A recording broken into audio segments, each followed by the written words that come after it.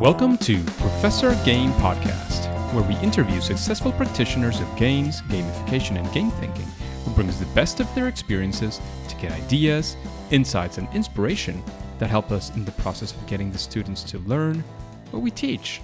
And I'm Rob Alvarez. I teach and work at IE Business School in Madrid, where we create interactive and engaging learning materials. Want to know more? Go to professorgame.com/subscribe, start on our email list, and ask me anything. So welcome, Engagers, to another episode of the Professor Game Podcast, and we are joined today by Adam Powley. But Adam, before we kick off, are you prepared to engage? I am prepared to engage. Let's do this because Mr. Powley, is that the way to pronounce it? Is that correct? Decent? Yes, that is correct.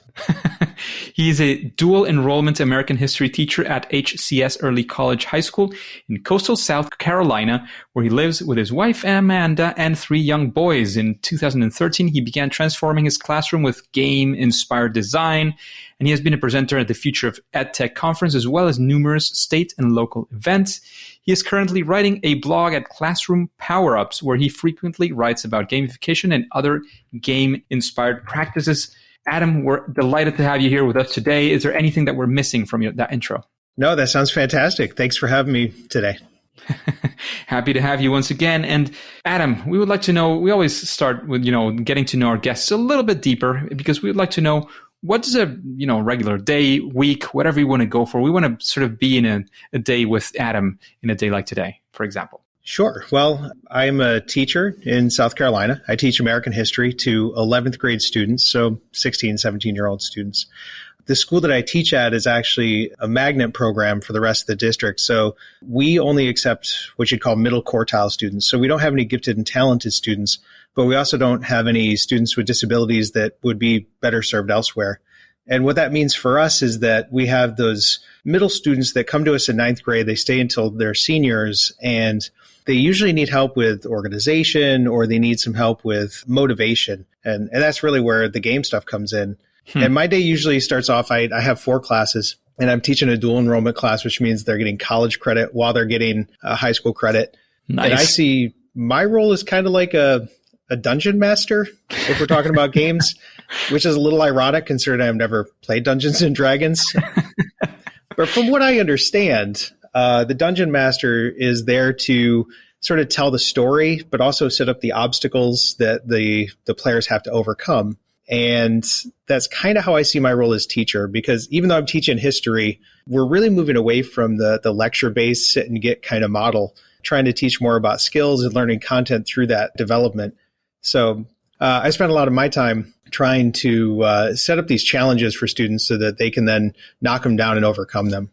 That sounds fantastic and exciting, and a very nice way, very, kind of straightforward, if you ask me, why to bring games and gamification into the classroom, because you're lacking engagement. Well, that's exactly what I would argue is one of the main reasons to have it there. Of course, there are others, and we were having this sort of discussion in a group that we have of game-based learning. And they were saying, well, but there's all of the pedagogical value and so on. But yes. But, engagement is a typical good reason to bring these strategies into your classroom. And Adam, talking about bringing these strategies into the classroom and using them in general, there is always, and we argue, and this is some of the lessons of games, that there is not always, just rainbows and sunshine, right? There's times where you try to do something and it just doesn't work. Things, you were going north, things went south, that kind of situation, or a first attempt in learning or fail moment. So I would like to know if you've had one of those, which I'm pretty convinced you have, like most of us, at least.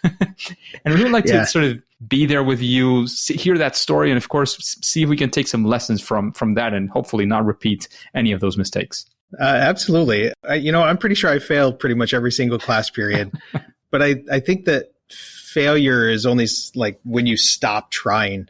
So we're always trying to improve. And the word that I always come back to is iterate, right? We're always trying to improve. We're always trying to rethink our strategies. I have a couple of failures that have really stood out in this gamification process. And that is, when I first started out, like many people that first hear about gamification, the mantra was always points, badges, and leaderboards. And I had gotten it into my head that I needed to have some sort of a conditional leaderboard. because I knew that like if you're not within striking distance of the top three, really you're unmotivated, right? If you're towards the back of the pack, you're just not going to be motivated by the leaderboard. So I wanted to have one where it's like you're in 10th place, you could see like 8, 9, and then like 11, 12. And that meant that I had to figure out spreadsheets.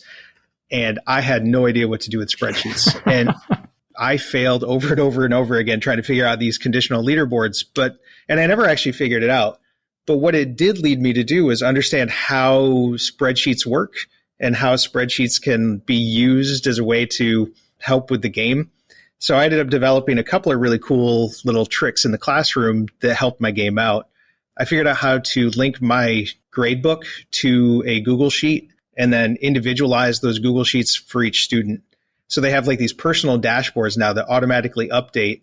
And then based on what I put in my gradebook, they can automatically get like little badges. They could get special item cards, all those little things.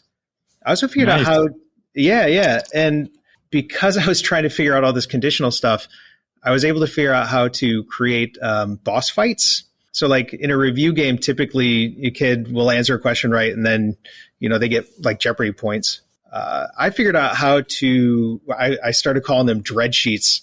The students could roll dice at their desks if they got a question right. And then they could input that into their personal little spreadsheet at their desk. And then the hit points, almost like in a role-playing game, the hit points would come off of whatever the boss for that day was. And then the boss would actually receive battle damage based on how much points were coming off. So all of this came out of my failed attempt at figuring out how to create a leaderboard. And failure turned out to be a good thing.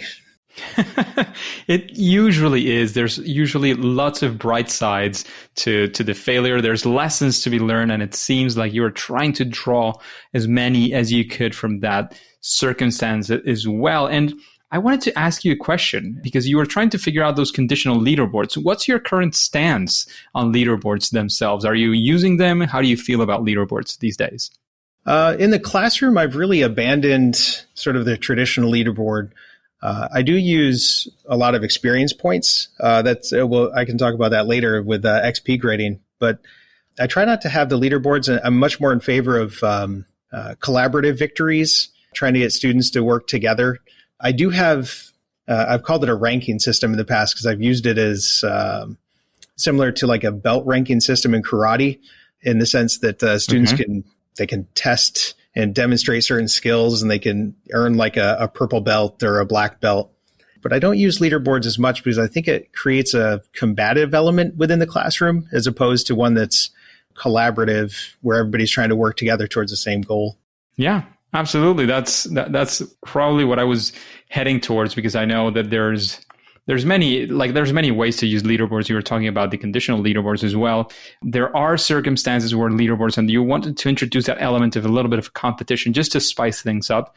But if you introduce that, especially in the classroom, in high school, in school, where you're having this all year long, the culture you're creating there for a whole year of competition, it's not necessarily the culture you're wanting. Versus, having a class where you sort of set up groups and do something where they compete and get excited, and that's it. It's a very different thing in that sense. And leaderboards are, I don't know, they have their space and their place, but they're not necessarily the go-to element that people typically think of when thinking of games and gamification in the classroom. But let's take on a brighter note as well. And, maybe it has to do with leaderboards, maybe not. We would like to go for a story of success where you wanted to do this game or this situation, introduce these elements of games or this game into your classroom, and it went well, because we want to see what are the things that you did to get there. How do you, maybe some of the elements you would attribute part of that success to? Well, we have successes all the time. One of the early sort of forms of gamification that I started using in the classroom was actually, oddly enough, a competition, which was the National History Day competition that we have here. And in this National History Day competition, students make projects, research-based projects. Then they can take them to this competition and they're judged. And, some of the students will advance, but we typically use that format to create sort of a big after-school display where before we have the competition, all the students can come through and see all the amazing work that they've done.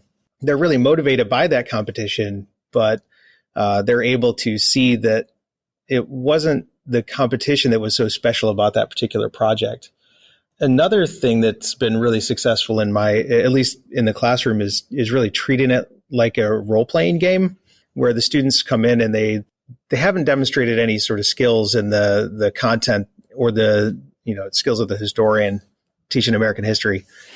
And some of them may be really good at history. Some of them may be outstanding and, watch History Channel all the time, but they haven't shown me that yet. So if we think of it as kind of a role-playing game, I've really abandoned traditional grade books in what we'd see in a classroom. So I don't like weighted categories. I don't really like the idea of a points-based system. So I've used kind of a modified standards-based grading system based on experience points. So as the students are demonstrating their abilities, they earn XP. And as they earn XP, they kind of level up into their grade. Just like you'd see in a role-playing game where you have a really weak character at the beginning who hasn't demonstrated their ability to battle at all. They level up by showing that they have the skills. And then at the end of the semester, we can talk about, we can see where they are XP-wise. We can see all the skills categories that they've kind of maxed out in. And I think that that's really been something that has allowed the students to get away from thinking about, I just need to get my grade, and actually think about, why am I doing, certain actions in the classroom? How can I improve my learning and not just improving the grade? So that's been some successful stuff there too. Interesting. Going to that XP-based grading. And it's nice to see that, there's always supportive administrative systems, and sometimes they're not so supportive. But in your case, it seems, I don't know if you fought for it or not, but you seem to have achieved that, that sort of permission to get there, right? I did. I've had some good administrators that when I've been able to explain to them what I'm doing and why I'm doing it, they've been supportive. I've had to kind of rig it into the system that we have in place. I would love to abandon grades altogether and just go to a pure feedback model, but that's just not attainable right now. That makes sense. It's part of the educational system, and we have all these standards that we have to comply with, and that kind of makes sense as well. When I teach at the university, and one of the things I don't enjoy too much are the typical tests. But when I teach supply chain, right, we are all teaching the same subject, and we have to have a standardized test for all of us teaching the same subject. So we need to have a test at the end, and that's exactly what we do. We do our best to do the test in sort of in a different way. We're not testing their memory skills, which is definitely not what we're testing when you're talking about whether it's history, supply chain, or math. You're not testing memory skills. You're testing their ability to use these things, and we make our best to do that. But of course, as you were saying, we try to adapt a little bit to what the system is requiring of us to make it, as palatable as possible. Yeah, exactly. So, Adam, let's say, tomorrow you have to, for whatever reason, you either have to go to another school to teach, or maybe even a completely different subject, and you're going to start gamifying your class from scratch. Is there any sort of procedure, system, framework? Like, how would you approach this? If somebody was starting, from nothing, how would you advise them or advise yourself to kick off and I don't know, do the testings or whatever that's going to look like? Where would you start? Wow, I actually do this every year. I tend to radically reform my system every year. But the thing that I do is I just play games a lot. I play a lot of board games with my family. I play a lot of video games, and I try to think about the things that make me enjoy those games and try to pull out those elements that I think are the most engaging. For example, I mentioned before, I love the game Pandemic, which is a board game, and it's got this idea of a collaborative victory where each player has a specific skill set, and they have to work together with the other players to kind of contain the outbreaks. So this idea of a collaborative element was really engaging to me. So I tried to work that into, say, those boss fight review games. That's very interesting. And sorry to interrupt, Adam. No, that's okay. The collaborative element is something that is always very, very interesting, and we like to talk a lot about. And I love Pandemic, by the way. It's one of my favorite games as well, board games. Do you have a small example of what does that collaborative victory, and I don't know if they have roles or not, like what does that look like in your classroom? Well, it can take a lot of different formats. Sure. When we're doing, say, a review game, when we know we have a test coming up, and actually I've recently switched it so that the review game is the actual assessment. So I might have, let's say, if I have 20 students, I might have 5 groups of 4. So each one of those 5 groups would have its own special ability, and ideally they would be supporting each other. So if the boss has, 1,000 hit points, and each one of those groups can roll a die, if they get the question correct, all of their attacks are going into that same attack against the boss. But the boss is also attacking back. So if one of them gets low on, one of the groups gets low on health, there might be a healer in the group that can, instead of attacking, use their points to support the other teammate. There might be somebody that's, a warrior that can save up their attacks and have a multiplier effect. So so that each of the skills is unique, but they're all working towards that same common goal of defeating that review boss.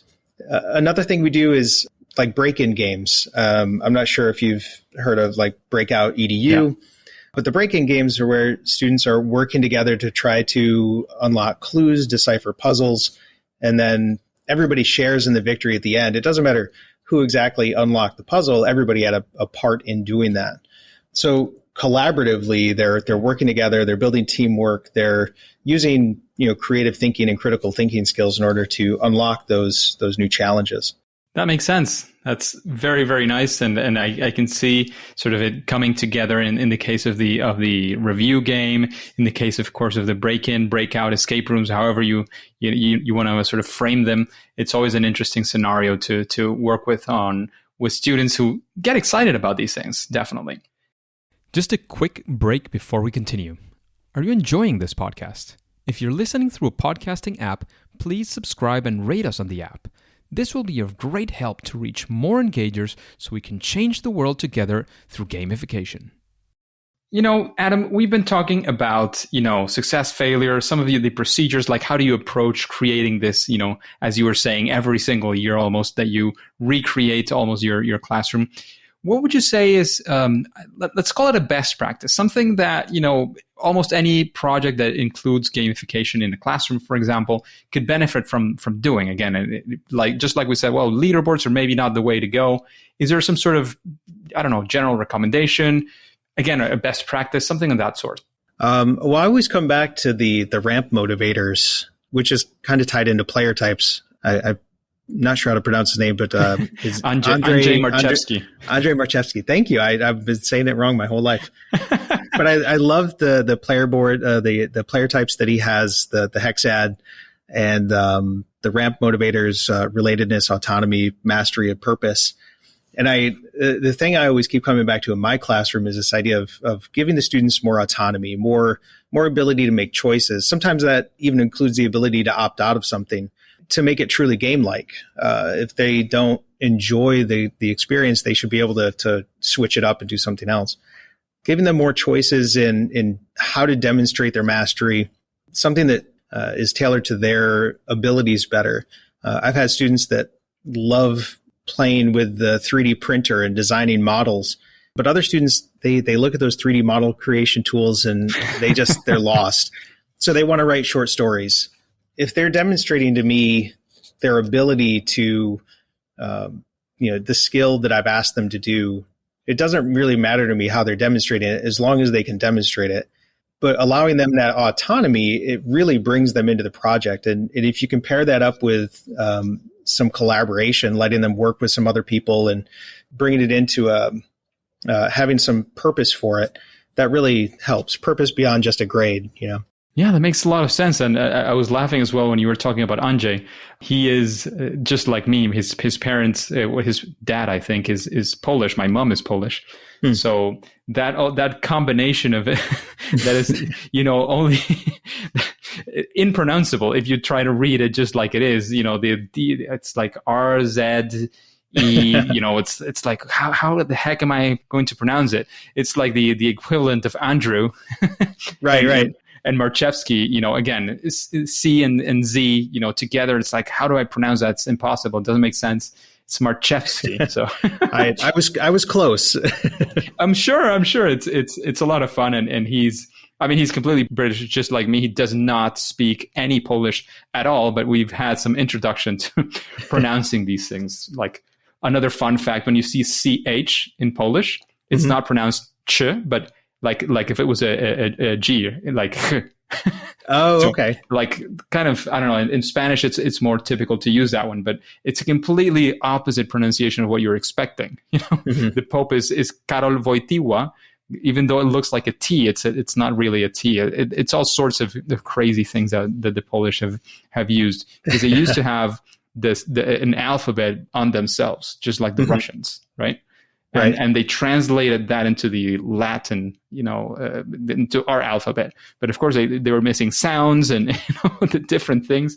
So I guess they made it as a good thing to be able to write using our same alphabet. So that makes it a lot more difficult. Here in South Carolina, we don't have a lot of Polish language, but we do have a lot of Hispanic culture, African American culture, and I really think it's important to be able to say those names correctly. So I've learned how to ask many times, could you say that again, please? Well, my second last name, as you know, in Hispanic countries and in Spain as well, we use two last names, not just one. So I have Alvarez, which is the first one, is very Latin American or Spanish. The second one is the Polish one. It's Bucholska, CH Bucholska.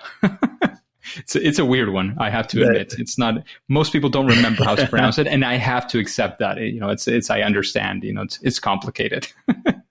So I would like to ask you another question, and it has to do with, you've seen the vibe of the podcast. I know you've been in several others as well. You are, one of the people that is going around in this gamification world, especially in education. Is there somebody that comes to your mind that you say, well, I would also like to listen to this person, talking about these questions. I'd like to listen into an interview with this other person in Professor Game? I have several, actually. Sure. There are a few people that are in the XP Lab community, which is kind of an online forum. And I know you've talked to Mr. Matera before. I think that your listeners, the engagers, would love to hear from Tisha Richmond. She has a book, Making Learning Magical, which is very good. Also, Carrie Balcom, who's very big on sketch notes, and she does a fantastic job. She has a book as well, My Pencil Made Me Do It. And sketch notes are really a good way of engaging in a different way. So I think those would be some people that would like to be on the podcast. Yes, they sound fantastic. I think I've heard of both before, at least for sure, Tisha. I've heard of My Pencil Made Me Do It as well. I'm not sure I had heard her name, or at least my memory was failing me on that one. But I know I had heard of the book. And it sounds like a couple of fantastic guests that we could have in the future as well. And you were mentioning a couple of books. Maybe you want to go for those or for another one. Is there a book that you would recommend for the engagers to read and see if, they learn something new or they refresh some of their knowledge? I don't know. Well, the three books that we just mentioned are all very good. Explore Like a Pirate, Make It Learn a Magical, My Pencil Made Me Do It. The book that I always recommend that people read when they're just getting into gamification is Jane McGonigal's Reality is Broken. Yes. That was the one that really got me into gamification. It doesn't apply to education really directly, but it really just changed my mindset on how to think about games. And it changed my mind on why students were playing so many games. And if that was the case, why should I be using it, especially in the classroom? Absolutely. And fun fact, I think I've mentioned this before, Jane McGonigal used to say that, gamification was not a thing for her. Oh, really? Initially, it's inspired so many people in gamification. And, she's kind of gone away from that. But initially, she even spoke at gamification conferences, but she always said, no, game design is game design and it's all these things. And there's people who dedicate their lives to game design. This is, gamification is kind of an in-between, blah, blah, blah. But now she's kind of, I think, that the word and the people involved in gamification have advanced enough to get people who are more into game design to understand that there could be also value in using things that are game-like, but not necessarily fully blown games, with all the difficulty that, of course, that implies. Of course, there are game designers and dedicate their lives to it and know so much of those things that us doing gamification won't or probably would have to do a lot more studies to get there. Oh, obviously. Absolutely. So those are fantastic books, and Jane McGonigal's is definitely a very inspirational book as well. And what would you say, we've been talking about many of the strengths of the things that you do. And I would like to ask you the question of what would you say is your superpower, that sweet spot that you have when it comes to using games or gamification in your classroom? Oh, my superpower with this, I think that it's one that hasn't appeared in the MCU yet, but I'm excited about it. There's an X-Man that Rogue, who has a superpower of like absorbing other people's powers. And I think that that's kind of where I would fall. Like I would agree with Jay McGonigal. I'm not a great game designer, but I can look at a game and I can try to figure out the parts of it that would be applicable to my classroom. And, I can look at Fortnite and I can see, well, I don't really like the first person shooters, but I can look at Fortnite and say, I really like the idea that there's all these mini quests that I can still get a victory even if I don't get the victory royale. Or I can look at Pandemic and realize that I really like the collaborative victory. So I'm always pulling out these little pieces that I can then take and use for my own. Absolutely. There's not in the MCU of the Avengers and so on, but in the original X-Men, where Wolverine was first appearing, the girl was kind of like Rogue. She was like Rogue in a different way. Mm-hmm. She had the relationship with Iceman or something, right? Yes, that one. Yeah, it's been a while since I've watched those. yeah, good memories. The whole Logan movies came.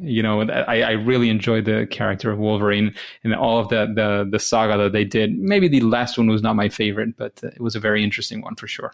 So, what would you say is, and this is probably one of the most difficult questions, you've already mentioned Fortnite, which is not your favorite game. You've mentioned Pandemic as well. But what would you say is your favorite game, Adam? Oh, my favorite game. I have many favorite games, actually. Depends on the mood I'm in. Right now, Fortnite is really at the top of my list. Not because I'm very good at it, but because I have 3 sons. I have an 11-year-old and an 8-year-old and a 3-year-old. And during this time where we've been locked down and in quarantine, we have all created our own Fortnite accounts. And it's been one of the ways that we've actually been able to play together.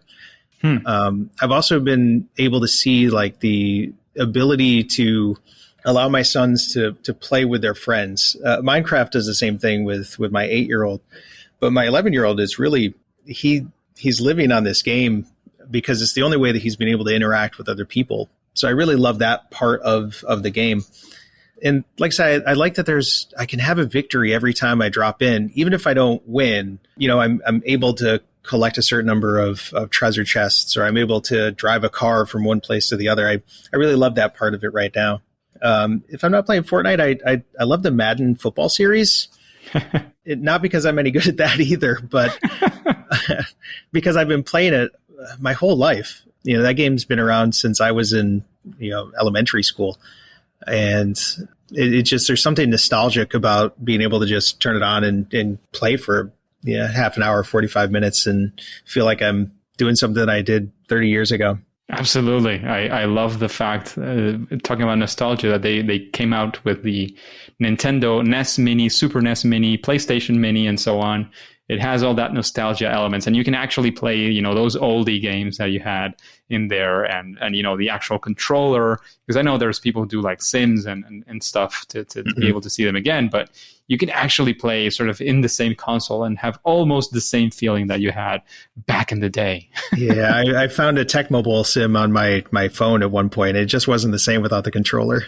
Yeah. No, for sure. And it's a very interesting path that they took on that. And you were talking about Fortnite. There's also, you were talking about winning. And I one of the things I find very interesting about Fortnite is the fact when you don't go in with teams, it's like you against 99 other people. Mm-hmm. So the odds are you're not going to win. You're definitely not going to win. So even if you end up, number 50, you did a great job. You outlived, other 50 people, and the odds of getting to win are so far off that you don't feel the disappointment of sort of a defeat in that situation. And I really enjoy the fact that they introduced that into a game like this, when you don't feel like you've lost, but it's just like, you didn't get the full victory royale. And elements like you were mentioning are definitely part of that excitement, I'm sure, within a game like Fortnite. Again, I think has been very successful due to this one and many other factors. And there's always some interesting twist on the theme. They're always creating something new, which I really love. That they're never just happy with the status quo. Even when they mess up, they figure out a way to get out of it. Yeah, completely. And I think we have time for a quick, random question from the audience that we do it every now and then when we have time, and we have an interesting question for one of our guests. And the one that came up this time, we always pick it randomly, but of course making sense with somebody like you. And this person is asking, where is the best place to start if I want to get into creating board games with a purpose? So, board games, RPGs, or things like what you do in your classroom. If they want to do something, again, with a purpose, it could be education or it could be something else, where would you suggest somebody to start? Well, I guess the place you want to start is trying to figure out where you want to end up. What's the message that you're trying to send through the board game or the game that you're creating? What is the skill that you're trying to teach? And then from there, you can add layers of theme and element to it. For example, when I was building my game, I used to include a very in-depth narrative years ago. It was about 2014-15. And in this narrative, the students were underground historians, and they're trying to collect information so they could help overthrow this corrupt government that was, basically lying to them. And then the more I began thinking about it, the message that I was actually sending was the government's corrupt and you shouldn't trust it. So I realized I needed to abandon that. I needed to get out of that, because that's not the message that I want to send, withering away trust in our institutions. But if we can think about the message that we want to send first, think about the core mechanics that you would like to use within the game. For example, I like collaborative victories. I like to roll dice. And then you can figure out the structures that you want to go with those elements. That makes a lot of sense. And thank you for that recommendation for our audience. And before we kick off, of course, we want to know if you have any final piece of advice. Tell us, please, where we can find you as well, whether on the internet or wherever else you want to point us to. Any, if you have any call to actions or whatever, this is the perfect time to do that. If you're an educator that's considering gamification or game-inspired designs or game-based learning, my biggest piece of advice is just do it. Just try something. It doesn't have to be huge. It doesn't have to be successful the first time, but try something and then make sure that your students know what you're doing. You want to get caught trying. The students will appreciate the fact that you're trying to create a system that has them in mind. I think a lot of our students, at least here, they feel like the system is kind of against them. So if they see that you're working for them and with them, they're going to see your passion and they're going to try to help make it better. I get advice every year from students while we're in class about how we could make something better, how we can improve. And if you just get that first foot forward, just try, let them, and then get caught trying. I think that's going to improve your classroom. You can find me on Twitter pretty much anytime. My handle is at Mr. Powley, MrPowley. I'm also on Instagram. It's at Mr. Powley EDU. Somebody had taken the Mr. Powley, I'm guessing. I'm assuming so. Apparently, my student said that there's an Adam Powley that I was tagged with that is definitely not me. Apparently, it's a white supremacist of some sort. So that's not me. I'm Mr. Powley EDU. Interesting. Thanks for all those insights. Thanks for leading us to where we can find you. In fact, we connected through Twitter, so I have to vouch for that one, or Instagram. He's definitely on there pretty much, as he was saying, all the time, at least U.S. Eastern time, I'm guessing, right? Yes, yeah, U.S. Eastern time. There you go. So he's going to be there. He's probably going to help you answer some questions and any doubts, any questions you have for him. Definitely there on Twitter as well. However, after thanking Mr. Powley for being with us here today and giving all those insights today, we have to say that at least for now and for today, it is time to say that it's game over. Hey, Engagers, thank you for listening to the Professor Game podcast. And if you want more interviews with incredible guests like Adam, please go ahead and go to professorgame.com/subscribe and get started on our email list for free. That way we can be in contact and you'll be the first to know of opportunities that Professor Game might have for you. And before you go on to your next mission, remember to subscribe using your favorite podcast app and listen to the next episode of Professor Game. See you there.